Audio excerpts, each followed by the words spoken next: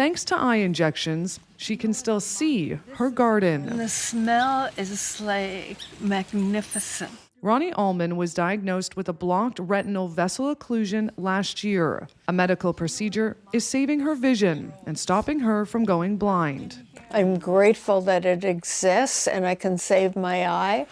Okay. What her and her husband are not grateful for is the difficult choice they have to make. Either pay out of pocket to get the injection done locally in Powell River, costing them thousands of dollars a year, or drive all day, take 2 ferries, and have the cost covered in Vancouver.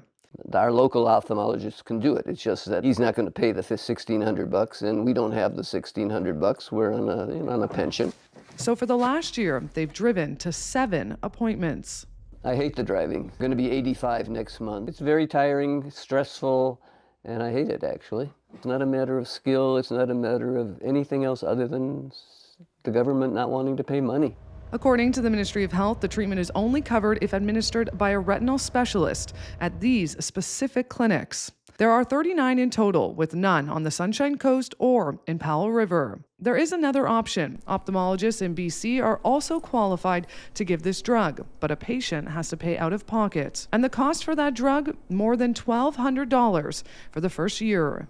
That's an inconsistency, especially because there are no retinal specialists on the Sunshine Coast, upper or lower coast. The NDP MLA for the region wants to find a solution. Nobody should have to drive to get an eye injection on the ferry, not once, but multiple times a year. Bev Davies is choosing to pay for her eye injections, getting them done locally in Sechelt by an ophthalmologist. She was diagnosed with macular degeneration and uses a different drug, costing around $500 a year. My point of view is it's wrong.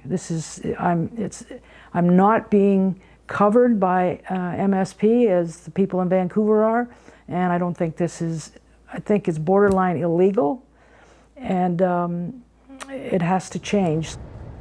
The Ministry of Health says it is actively working on a strategy to improve equitable access to treatments. We can't sit there and say, well, we're going to, forget about it. We can't afford it and we don't want to travel, so let her go blind in one eye. I mean, no, that's not an option. For now, these people who live in a remote part of BC will continue advocating for themselves. One of them created a petition that has more than 1,000 signatures, but it's still unclear when changes could come. Alanna Kelly, CBC News, Gibsons.